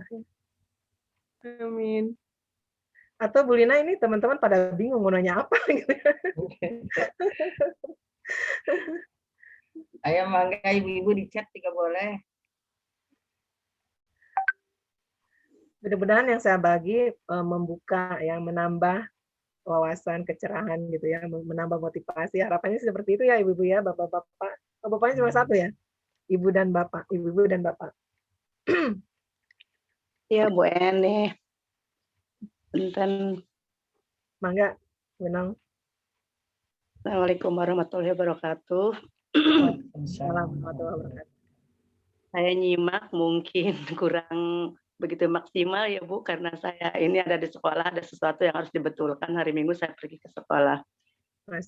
Sungguh luar biasa ini. Bagus sekali materi kita di hari ini berkaitan dengan pada tanggal 2 Mei ini ya, Hari Pendidikan. Walaupun saya tadi nyimak agak-agak gimana di jalan dengan menggunakan helm juga ya. Ini Bu En yang sangat tertarik itu tentang yang tadi dijelaskan oleh Ibu tadi moderator ya, sebelumnya itu mungkin sangat bagus, tapi kita kembali ke zaman sekarang, khususnya di keluarga saya Bu En. Keluarga saya banyak anak-anak yang istilahnya kurang tertarik atau bagaimana di dunia pendidikan, khususnya di keluarga mertua saya ya. Kalau keluarga saya insya Allah keluarga saya guru gitu ya, jadi untuk pergi ke sekolah itu sangat senang, tertarik gitu. Akan tetapi ketika saya ada di lingkungan suami, di lingkungan keluarga di sini di Rangkas, saya adanya di kampung, saya sangat senang dengan pendidikan, tapi ketika saya berada di lingkungan keluarga saya, ada beberapa ponakan saya dari keluarga suami itu yang sekolahnya tidak selesai ya. mereka akhirnya ambil paket. Ya memang mungkin ada kebijakan dari pemerintah paket, tapi sebetulnya saya tidak setuju ketika orang tua itu membiarkan anaknya untuk tidak semangat ke sekolah karena ada harapan untuk ikut paket. Nah, terus juga kebetulan anak saya juga yang kecil, punten ya ini sekedar cerita, karena anak saya itu bukan anak kandung saya gitu ya, saya ambil dari keluarga juga. Entahlah mungkin karena gen atau apa ya, itu anak saya juga agak malas-malas sekolah, Bu En. Sementara saya sebagai orang tuanya, istilahnya mungkin karena teman-teman saya di dunia pendidikan seperti Bu En, Bunda Ita juga yang kemarin narasumber ya, sangat luar biasa gitu. Akhirnya saya walaupun sudah tua juga saya alhamdulillah di usia 50 tahun pas saya selesai S2, Bu En. Itu untuk apa? Untuk mengamati lingkungan yang ada di keluarga saya terutama. Akan tetapi anak saya itu yang saya urus dari keluarga itu agak-agak susah. Ada saya pesimis, Bu En. Gimana kiatnya supaya saya itu tetap semangat untuk mendidik anak yang saya ambil, sementara keluarga saya itu ke pendidikan itu istilahnya sangat menyenangi, ya menyukai gitu. Akan tapi ketika saya berada di lingkungan suami, di lingkungan keluarga itu pendidikan seolah-olah kayak terabaikan gitu. Itu bagaimana kiat saya terutama untuk menghadapi putri saya ini yang kecil sekarang dia baru kelas 6 ya, mau menghadapi ke SD. Saya juga agak-agak pesimis gimana gitu dengan lihat cara belajar anak saya itu, padahal udah saya semangati, udah saya kasih contoh gitu, tapi tetap aja itu kurang semangat, Bu En. Bagaimana itu kiatnya supaya saya itu ya ke satu mungkin saya sabar menghadapi anak saya itu karena itu bukan anak kandung saya. Yang kedua juga bagaimana supaya anak saya itu semangat untuk ikut belajar khususnya di sekolah dan sekolah agama juga. Itu mungkin Bu En. Ya, Bu Dina, saya langsung aja nih. Ya langsung aja, Bu En. Ya. Baik, terima kasih Bu Non ya. Rasanya masih muda, sudah 50 tahun masih kelihatan segar ya ibu-ibu ya. Iya, cantik. Yang sudah dilakukan tadi saya kira itu sudah tepat ya, terus semangat bahkan kuliah di usia jelita ya. Jadi teringat video-video yang beredar beberapa tahun ke belakang ya tentang ibu-ibu yang sudah tua tuh, mahasiswa tertua ya. Semangatnya sama dengan Bu Non gitu ya. Kenapa dia kuliah? Karena anak saya katanya putus sekolah. Gitu. Karena anak saya nggak mau kuliah gitu. Jadi saya kuliah nih biar menunjukkan ke anak bahwa saya sudah nenek-nenek pun gitu ya. Mau kuliah masih mau belajar. Dan dia non-muslim ya. Apalagi kita yang muslim. Gitu. Ini faktual di lingkungan kita di mana-mana Bu Non. Apalagi di daerah-daerah Lebak ya. Yang dalam kategori banyak daerah yang masih tertinggal ya. Dan sayangnya beberapa kasus begitu ya, bangga dengan ketertinggalan itu gitu ya, dengan status daerah tertinggal. Nah, di sini pengaruh lingkungan kuat. Ketika anak itu bergaul dengan teman-teman di sekelilingnya yang tidak sekolah, yang putus sekolah, apalagi dalam masa pandemi ibu-ibu tidak menutup kemungkinan ya, tidak punya biaya, lalu anak akhirnya bekerja, jualan plastik di pasar, otomatis kan dia putus sekolah ya. Dan ketika anak itu sudah kenal dengan uang, ternyata tidak sekolah pun saya bisa kok nyari uang gitu ya. Dengan saya jualan plastik juga saya hidup kok, untuk apa sekolah gitu ya. Itu konsep-konsep yang berkembang nyata di lapangan di sekitar kita gitu. Dan memang tidak cukup waktunya hanya sekedar kita merasa aduh kumaha ieu gitu ya. Tapi kita juga harus PDKT ke mereka, pendekatan ke mereka ya. Memberikan gambaran-gambaran seperti yang contoh saya lakukan ke anak didik saya itu, bahwa ketika kamu punya ilmu akan lebih ringan kerjanya, akan lebih mudah kerjanya, tidak akan mengeluarkan tenaga yang banyak dibandingkan dengan kamu tidak sekolah.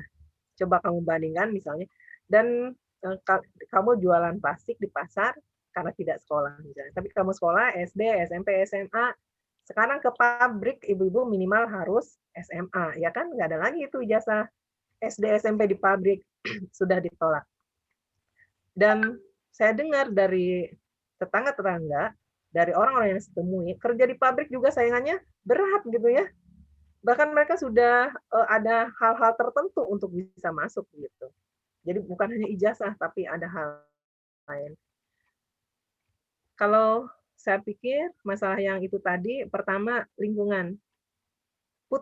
Putuskan gitu ya, lingkungan bermain anak kita yang tadi malas sekolah dengan teman-teman yang tidak sekolah. Itu akan sangat berpengaruh. Memang berat. Artinya apa? Gimana kalau di situ semuanya tidak sekolah? Terus anak tidak bermain dong di rumah aja gitu ya. Itu yang pertama, putuskan gitu ya, putuskan milieunya, lingkungannya. Pindahkan gitu ya, pindahkan ke anak-anak yang sekolah. Itu akan berpengaruh juga karena pembicaranya akan lain ya Ibu ya. Kalau yang tidak sekolah nanti bicaranya jajan, kerja gitu. Kalau yang sekolah kan bicara masalah pelajaran, masalah ke sekolah dan sebagainya. Itu akan berpengaruh. Terus yang kedua, gimana kalau tadi terjadi di sekitarnya memang tidak sekolah gitu ya. Nah, kalau yang terjadi seperti itu, ajak mereka ke rumah kita, Ibu. Ajak ke rumah kita. Saya yakin di rumah Benon ada buku-buku ya. Ada buku-buku anak-anak. Nah, ajak mereka sewaktu-waktu gitu ya. Kalau kita bisa menyediakan waktu tiap hari, alhamdulillah tiap hari. Untuk saruk-sekan gitu ya. Ajak anak-anak supaya baca di rumah kita ya. Nanti lama-lama anak-anak yang tidak sekolah itu terpengaruh gitu. Terpengaruh kenapa? Ini anak yang sekolah dia lebih pandai membacanya. Ada hal-hal yang lebih lah dibandingkan dengan yang tidak sekolah. Nah itu cara yang kedua. Jadi bertentangan memang yang satu memutuskan gitu ya.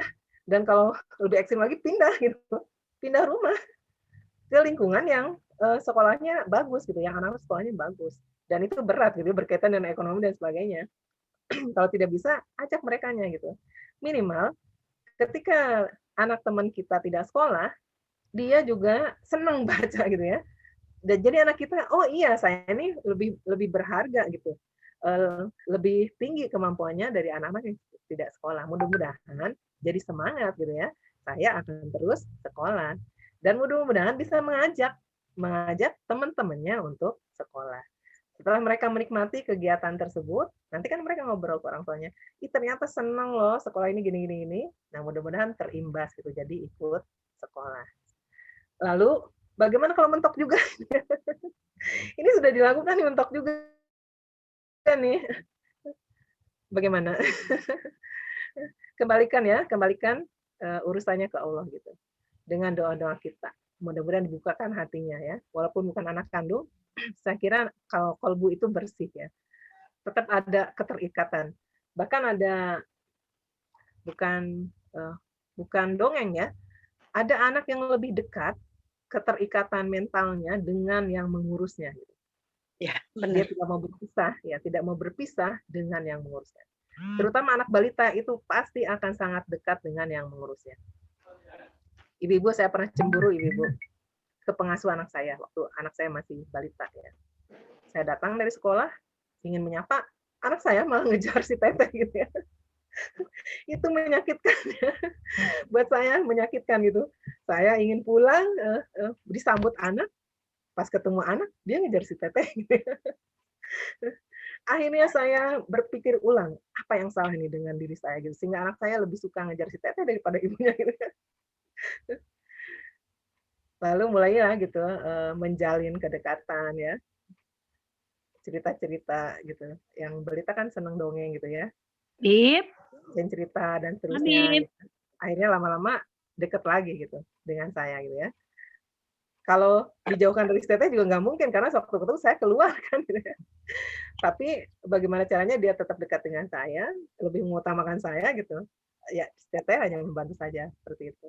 Jadi ujung-ujungnya ketika semuanya mentok, Benon, ya kita kembalikan ke Yang Maha segalanya gitu, biar dibukakan pintu hatinya, biar terikat gitu dengan kita hatinya walaupun bukan anak kita ya. Dan yang saya alami itu ketika kita membawa doa untuk siswa kita ya ke dalam sholat kita gitu, setelah sholat ya bukan sholatnya. Itu efeknya beda, Ibu. Pas masuk kelas itu efeknya terasa gitu. Ketika kita membawa, ya Allah mudah-mudahan hari ini Engkau memberikan kemudahan, kelancaran dalam proses pembelajaran yang akan saya lakukan. kalau sudah hafal kelasnya, misalnya kelas ini nih troublemaker gitu ya, langsung saja sebut namanya gitu. Saya sebutkan saja namanya. Ya Allah, mudah-mudahan saya masuk kelas ini, si anak ini nih terbuka hatinya mau mendengar ucapan saya. Ya Allah, masukkan ucapan saya ke hatinya gitu, biar dia mau mendengar. Dan itu ibu-ibu izin bercerita ya. Alhamdulillah itu dikabulkan gitu sama Allah ya. Sampai kasus ya ini ibu ya yang saya alami ini. Anak itu sangat istimewa gitu. Kelas itu menjadi kelas yang menjadi apa ya, momok gitu. Pokoknya semua guru malas masuk ke sini ya. Guru juga manusia ya, ibu ya. Jangan disangka malaikat gitu. Jadi ada rasa malas. Terus ada stereotip bahwa kelas ini begitu gitu ya. Bahwa si A ini begitu.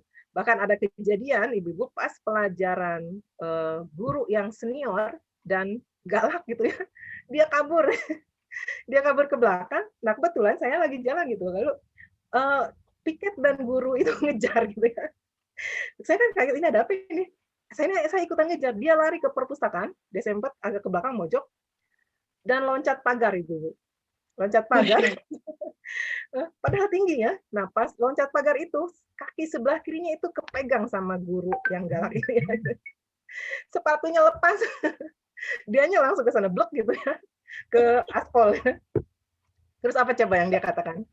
Katanya, dadah nitip sepatu ya. Ya Allah. Dadah nitip sepatu ya. Coba ibu-ibu bayangkan, ketemu anak seperti itu, sayang najong ya. Saya melihat teman marah ya, saya juga memaklumi ya. Cuma saya diam aja, maksudnya satu sih ingin ketawa juga sebenarnya. Disimpan di ruangan saya itu sepatu. Dan ya besoknya ditangani dan sebagainya, tapi tidak mempan ibu-ibu. Dimarahi tidak mempan. Saya mikir gimana caranya ini anak ini. Akhirnya saya PDKT sendiri ibu-ibu.